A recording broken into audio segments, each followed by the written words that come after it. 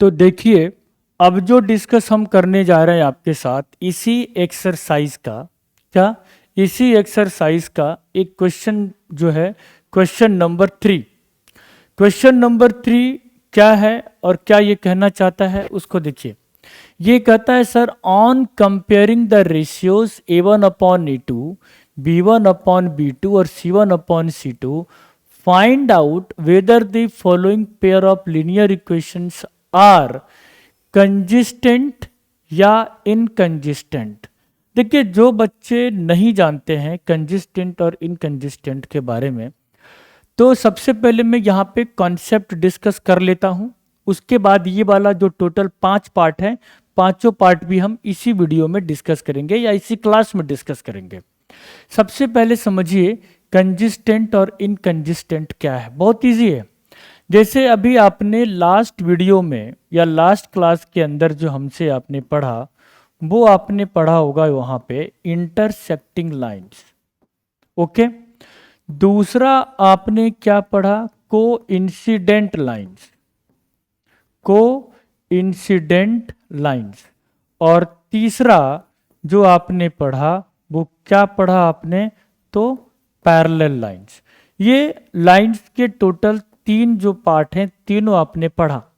अब ये जो इंटरसेक्टिंग लाइन है, इंटरसेक्टिंग लाइन जो कहलाता है वो कहलाता है कंजिस्टेंट, क्योंकि इसका यूनिक सॉल्यूशन है, एक सॉल्यूशन है, एक सॉल्यूशन। इंटरसेक्टिंग लाइन का मतलब unique solution, single solution, one solution, तो ये कंजिस्टेंट है। अब इसमें देखना आपको ये है कि इंटरसेक्टिंग लाइंस का मतलब क्या। इंटरसेक्टिंग लाइंस का मतलब जो A1 अपॉन A2 और B1 अपॉन B2 ये दोनों इक्वल नहीं है। इन 5 पार्ट में से जिस पार्ट का या पांचों ऑप्शन में से जिस ऑप्शन का A1 अपॉन A2 और B1 अपॉन B2 इक्वल नहीं होगा, इसका मतलब है कि वो इंटरसेक्टिंग है। और अगर वो इंटरसेक्टिंग है तो इसका मतलब है कि वो कंजिस्टेंट है। कहने का मतलब ये है simple. Coincidence line, coincident line के लिए आपने क्या कॉन्सेप्ट देखा कि A1 अपॉन A2 साथ में B1 अपॉन B2 और साथ में C1 अपॉन C2, ये तीनों के तीनों रेशियो इक्वल हैं। इसका मतलब है कि वो कोइंसिडेंट लाइन है। और कोइंसिडेंट लाइन का मतलब इनफाइनाइट सॉल्यूशन है। अगर कोइंसिडेंट लाइन का इक्वेशन 10 बच्चों को दे दिया जाए और 10 बच्चों का आंसर एकदम अलग अलग है, तो इसका मतलब किसी का आंसर गलत नहीं है। सारे के सारे 10 के 10 जो डिफरेंट जो आंसर्स आए हैं, 10 के 10 10 के 10 डिफरेंट के डिफरेंट आंसर, सारे आंसर करेक्ट हैं। तभी तो वो कोइंसिडेंस लाइन है। इसका मतलब इनफाइनाइट सॉल्यूशंस। तो जो कोइंसिडेंट लाइन होगा वो भी क्या? कंजिस्टेंट होगा। अच्छा, पैरेलल लाइन, तो पैरेलल लाइन का मतलब जो A1 अपॉन A2 साथ में B1 upon B2 but not equal to C1 upon C2।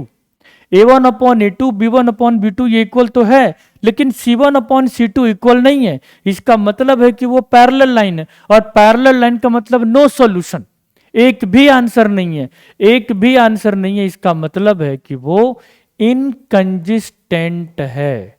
क्या है? इनकंजिस्टेंट है। समझिए, तो इंटरसेक्टिंग लाइन का मतलब यहां पर इसको बोलते हैं सिंगल या यूनिक सॉल्यूशन। वैसा इक्वेशन जो जिसमें A1 upon A2 B1 upon B2 equal नहीं है, इसका मतलब है कि वो इंटरसेक्टिंग लाइन है। इसका मतलब उसका एक ही आंसर होगा, या यूनिक आंसर होगा, या यूनिक सॉल्यूशन होगा। इसका मतलब है कि वो कंजिस्टेंट भी होगा। कोइंसिडेंट का मतलब, कोइंसिडेंट का मतलब इनफाइनाइट सॉल्यूशन है। क्या है? इनफाइनाइट सॉल्यूशन है। बहुत सारे आंसर हैं और सारे आंसर करेक्ट हैं। इसका मतलब कि वो कंजिस्टेंट है। पैरेलल लाइन वो इनकंजिस्टेंट है। इसका मतलब कि वो नो सॉल्यूशन है, उसका कोई भी आंसर आएगा ही नहीं। कैसे नहीं आएगा? जब वो इक्वेशन आएगा तो हम बताएंगे। पहली बात, ये कॉन्सेप्ट जो मुझे डिस्कस करना था वो कॉन्सेप्ट हमने डिस्कस किया, और उसी कॉन्सेप्ट के बिहाफ पे अभी जो हम आपको पढ़ाने जा रहे हैं ये वाली क्वेश्चन, जिसका फर्स्ट पार्ट हम डिस्कस करते हैं सबसे पहले। तो वो क्या है, 3x plus 2y is equal to 5। ठीक, उसके बाद 2x minus 3y is equal to 7। हमने एज इट इज क्वेश्चन को कट कॉपी पेस्ट कर लिया, लेकिन आपको कोशिश ये करना है कि इक्वेशन किसी भी फॉर्मेट में है, अगर वो equation ax plus b y plus c equal to 0 इस फॉर्मेट में है तो आपको कोई एक्स्ट्रा काम करने की जरूरत नहीं है। लेकिन अगर इस फॉर्मेट में नहीं है तो आप उस इक्वेशन को पहले इस फॉर्मेट में लेके आइए, देन कंपेयर करिए a1 upon a2, b1 upon b2 और c1 अपॉन c2। तो इसका मतलब इसको लिखना पड़ेगा 3x plus 2y minus 5 equal to 0। Okay, 2x minus 3y minus 7 is equal to 0। अब इसके बेस पे अगर हम देखें तो लिखेंगे a1 3, b1 कितना है तो 2, और c1 कितना है तो माइनस 5। फिर a2 2, b2 कितना है तो माइनस 3, एंड c2 क्या है तो माइनस 7। अब इसके बेस पे डिसाइड क्या करेंगे, तो इसके बेस पे हम डिसाइड करेंगे, लिख सकते हैं a1 upon a2। a1 upon a2 अगर मैं देखूं तो क्या हो गया 3/2। उसके बाद b1 अपॉन b2, अगर हम b1 अपॉन b2 देखें तो हो जाएगा 2/-3। तो c1 अपॉन c2 करने की जरूरत नहीं है। क्यों नहीं जरूरत है, क्योंकि a1 अपॉन a2 और b1 अपॉन b2 जब इक्वल ही नहीं है तो हमें आगे जो स्टेप्स जो इसका फॉलो करने की जरूरत है वो बिल्कुल भी नहीं है। तो क्या देखेंगे यहाँ पे कि 3/2 इज नॉट इक्वल टू, जो 2/-3 है हम लिख सकते हैं -3/2, क्योंकि एक पॉजिटिव है और एक निगेटिव है। पॉजिटिव और निगेटिव कभी इक्वल हो ही नहीं सकता। तो इसका मतलब सिंपल हो गया कि सर a1 अपॉन a2 और b1 अपॉन b2 ये तो इक्वल है ही नहीं।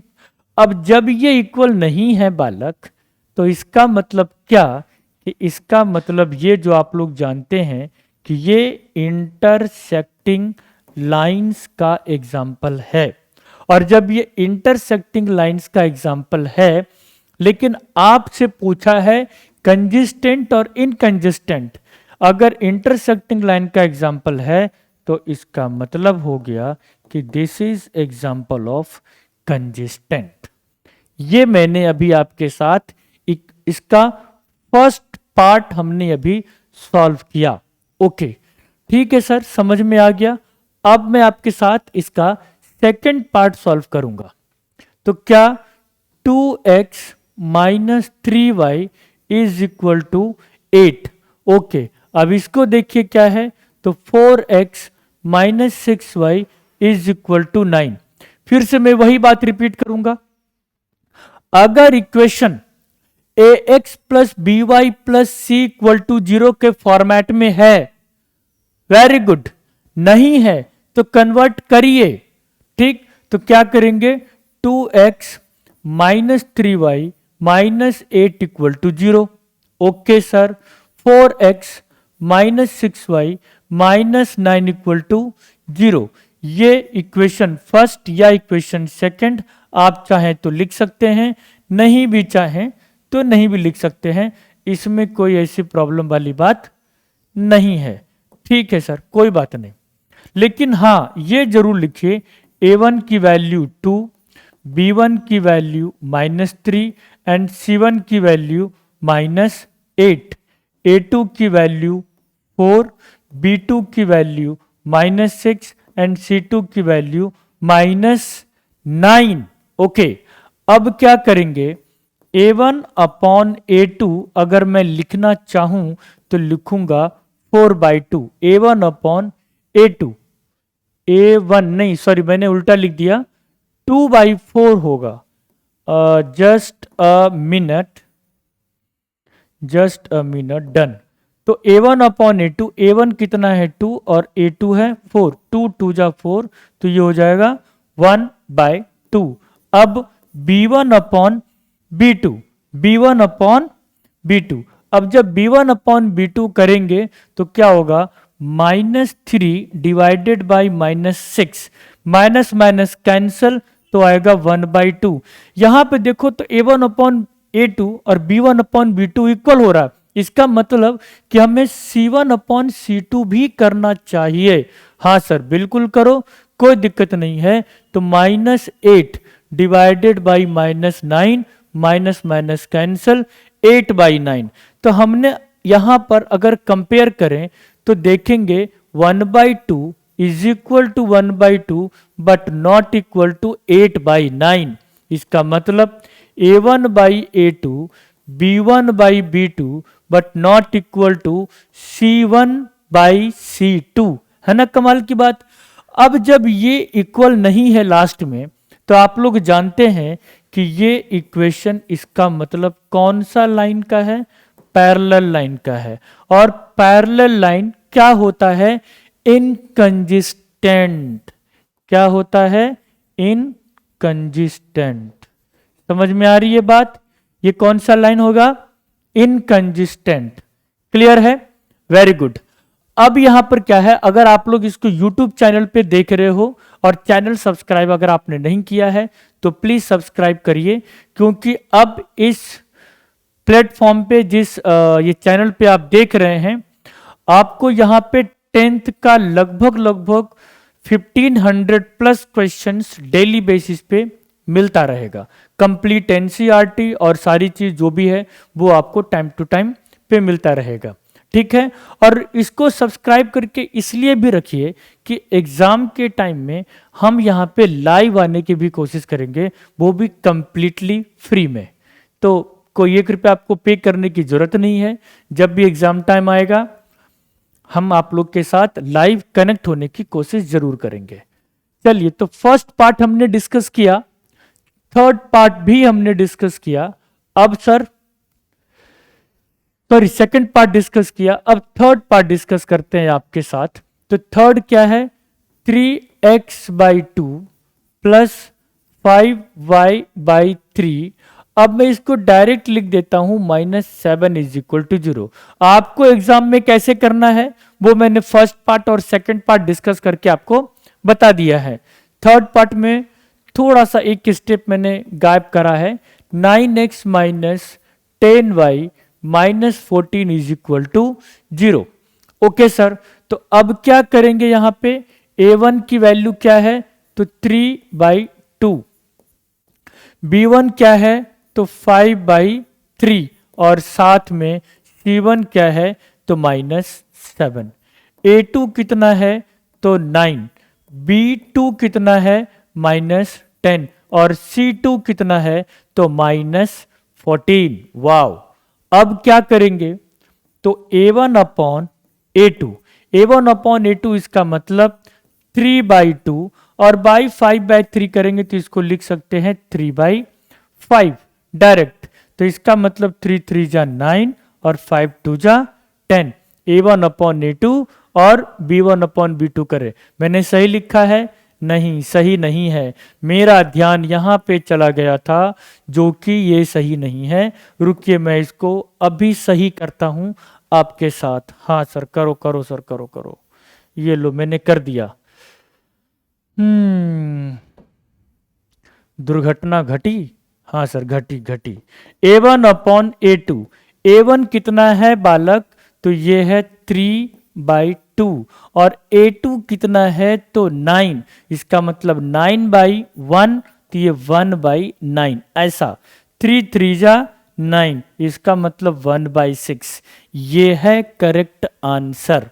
अच्छा सर ठीक है, b1 अपॉन b2 निकालिए। अब जब b1 अपॉन b2 निकलेगा तो b1 कितना है बालक, 5/3, और b2 कितना है -10/1, इसका मतलब -1/10, 5 2 जा 10, -1/6। अब कमाल की बात देखिए, a one upon a two 1/2 है, b one upon b two -1/6 है। 1/6 और ये -1/6 है, नॉट 1/2, 1/6 और -1/6 है, मतलब positive and negative. 1/6 is not equal to -1/6, इसका मतलब a1 upon a2 is not equal to b1 upon b2। अब यहां पे a1 अपॉन a2 और b1 अपॉन b2 जब इक्वल नहीं है तो इसका मतलब ये कौन सा लाइन है, ये लाइन है आपका इंटरसेक्टिंग लाइंस। और जो इंटरसेक्टिंग लाइंस का एग्जाम्पल होता है वो कंजिस्टेंट का भी एग्जाम्पल होगा, या हम उसको कंजिस्टेंट के नाम से भी जानेंगे। ठीक है सर, जानेंगे तो चलो हम भी जानते हैं, कोई बात नहीं। अब इसी क्लास में अभी हम फोर्थ पार्ट डिस्कस करेंगे। ये वीडियो थोड़ा सा लंबा होगा क्योंकि इसमें टोटल 5 पार्ट हैं, तो पांचों को मैंने सोचा क्यों एक एक करके 5 वीडियो बनाना, इसको एक ही वीडियो में हम बता देते हैं। अब समझिए, तो 5x माइनस 3y जो -11 is equal to 0, okay. 10x plus 6y minus 22 तो plus 22 is equal to 0, okay.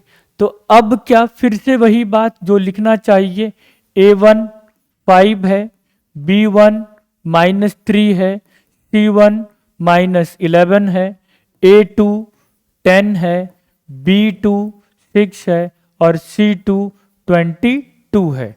तो a1 अपॉन a2 अगर निकालो तो क्या होगा, 5/10, 5 2 जा 10, आंसर इज 1/2। b1 अपॉन अगर हम b2 कैलकुलेट करें -3/6, इसका मतलब 1 2 जा 2 -1/2। आगे बढ़ने की जरूरत ही नहीं है क्योंकि एक पॉजिटिव और एक निगेटिव, इसका मतलब sir 1/2 is not equal to -1/2। It means a1 upon a2 is not equal to क्या, b1 अपॉन b2। अब जब ऐसा है तो इसको हम क्या बोलेंगे, इसको बोलेंगे इंटरसेक्टिंग लाइंस। अब जब ये इंटरसेक्टिंग लाइंस का इक्वेशन है या एग्जाम्पल है तो इसका मतलब ये हुआ कि ये कंजिस्टेंट का भी एग्जाम्पल होगा। तो जो जो इंटरसेक्टिंग होगा, जो जो इक्वेशन इंटरसेक्टिंग का होगा वो सारा का सारा इक्वेशन कंजिस्टेंट भी होगा। ये पक्का है, ये तय है। सर इसमें एक पार्ट और बचा हुआ है, कोई बात नहीं, उसको भी कराते हैं। तो इसका 5th पार्ट जो बचा हुआ है ये भी अभी हम आपके सामने सॉल्व करेंगे, और ये कैसे सॉल्व होगा इसको हम देखते हुए चलते हैं। ठीक है, तो 5th पार्ट देखिए बालक, क्या है, 4x/3 plus 2y minus 8 is equal to 0, okay. 2x plus 3y minus 12 is equal to 0। अब क्या करेंगे, तो a1 लिखेंगे 4/3, b1 कितना है 2, c1 क्या है जी -8, a2 क्या है जी 2, b2 है 3 एंड c2 है -12, ओके। अब क्या सर, तो a1 अपॉन a2 कंपेयर करो, a1 अपॉन a2 कितना हो जाएगा, तो ये हो जाएगा 4/3 और a2 जो है 2/1, इसका मतलब 1/2, 2 2 जा 4, तो ये हो गया 2/3, ओके। b1 अपॉन b2 अगर कंपेयर करो तो ये हो गया 2/3, a1 अपॉन a2 भी 2/3, b1 अपॉन b2 भी 2/3, इसका मतलब मुझे c1 अपॉन c2 भी कर लेना चाहिए, क्या दिक्कत है। तो ये आ रहा है -8/-12, तो ये हो जाएगा 8/12, 4 2 जा 4 3 जा, इसका मतलब this is also equal to 2/3। अगर हम इन सबको कंपेयर करें तो 2/3 is equal to 2/3 is equal to 2/3, इसका मतलब a1 upon a2 and B1 upon B2 और C1 अपॉन C2 तीनों का तीनों इक्वल है, इसका मतलब कि ये कोइंसिडेंट लाइन का एग्जाम्पल है। और जब ये कोइंसिडेंट लाइन का एग्जाम्पल है तो this is also example of consistent, ये कंसिस्टेंट का भी एग्जाम्पल होगा। तो अभी हमने इस क्लास के अंदर एक्सरसाइज 3.1 का क्वेश्चन नंबर 3 के सारे पार्ट